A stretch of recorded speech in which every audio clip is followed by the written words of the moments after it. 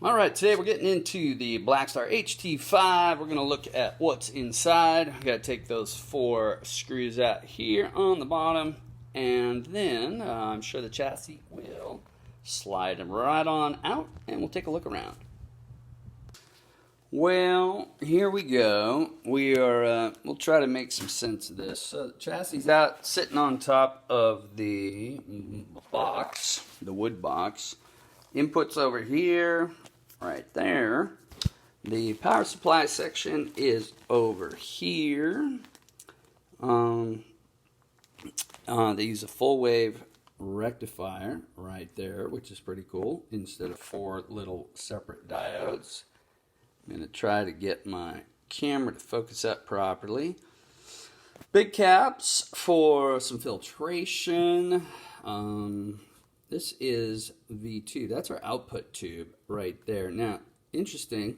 See, I've got some heat issues here by these other caps right around where the rectification is taking place.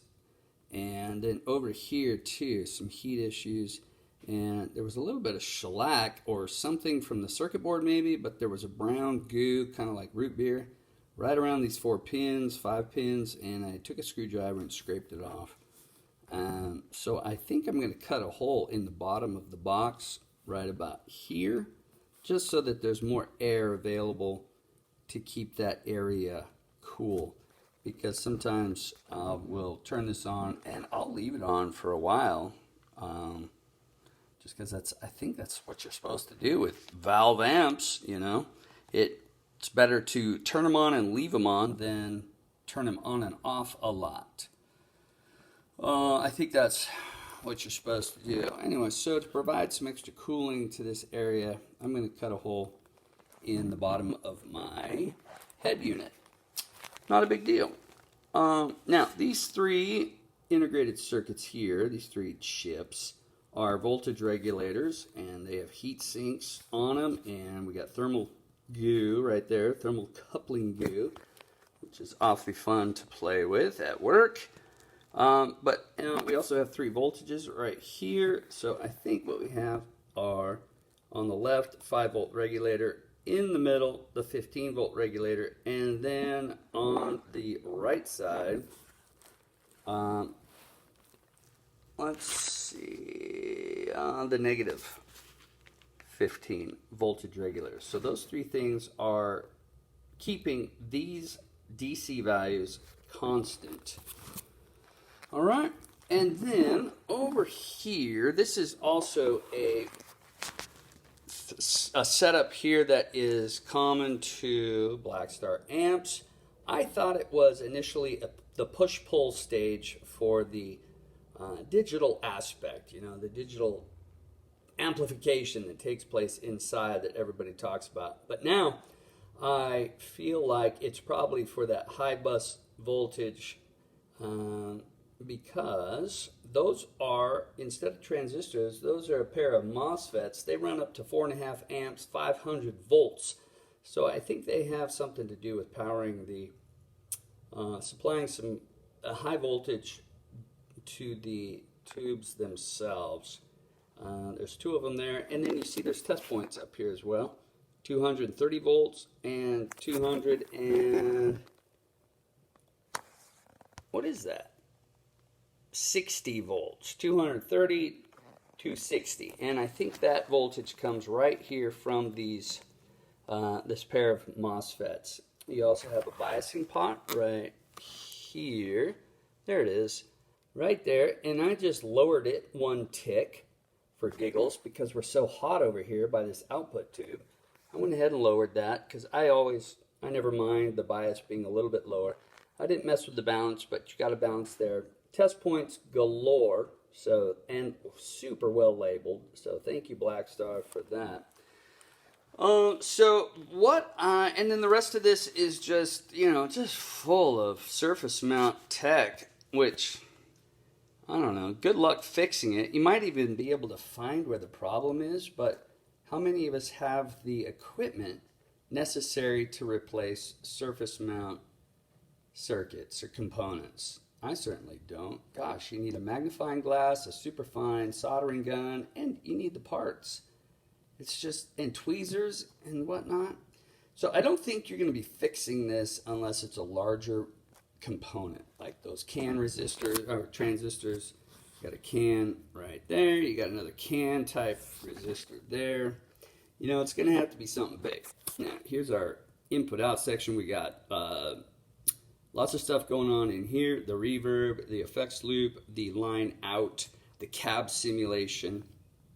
That guy probably right there, controlling the reverb, cab simulation, all that sort of stuff. Now, and then a preamp tube is right there. Preamp tube, this stuff, high voltage, and then our output tube over here. Now, what I want to show you is the section where I believe we're getting the digital amplification. And a lot of people have said, you know, what's the difference with this as, how different is this than just kicking on an OCD or some sort of digital pedal? Well, there's some pedals are digital, but some pedals are full analog. So keep that in mind. And then how well do some pedals stack with another pedal? Keep that in mind as well. Sometimes pedals stack really well. You can turn 1, 2, or even 3 on at a time, and you just keep getting better and better tone or different characteristics. Whereas sometimes if you have, well, depending on the pedal and the quality of the pedal, you turn one on, you turn another one on, and it just goes to mush. And or if you try to drive a solid state amp with a pedal, oftentimes it just sounds like ass. So keep that in mind. This isn't like, you know, kicking on a nice pedal. Now I'm in here with a screwdriver, but this thing's not been off for a while. So check us out. We have some symmetry here. These are our clipping diodes. One is cathode down. The black stripe there is the cathode side, the negative side. This is cathode up. So we have a push-pull pair kind of thing going on here. Notice we have a resistor and matching resistor here. TR13 matches up with TR15. R13 and, well, 138 and 139 match up with R14, R13 and R14. Then we have this other transistor, TR14, in a different little orientation, matches up with this one.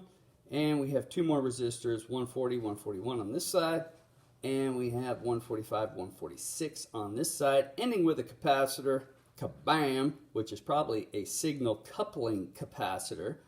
And this one over here, signal coupling capacitor. This goes to the negative bus probably. This is attached probably to the positive bus on this side. This one to the negative bus. And the signal, as it goes through its AC oscillation, gets amplified when it's above the zero line, boom, through here. When it's below the zero line, boom, through there. All right? So that's our coupling diodes right there. And these things are common throughout Blackstar amps. I've had the HT50, the 20. I've had a couple of 5s. I've had all of them. And what I have come to a conclusion about is that they're pretty dependable, but they also, for me, they sound a lot better at lower volumes than they do higher volumes. Once you turn these things up, the difference between a Mesa or an Engel or a Marshall becomes more and more apparent.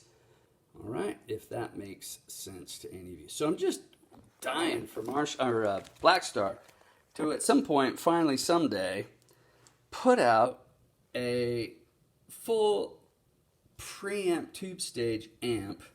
Get rid of that, because I really think it affects the way that Blackstars take pedals. I also think it affects their chunkiness. They just don't chug at higher volumes like a Mesa, Engel, or Marshall. So maybe someday, but until they do, this is what we got.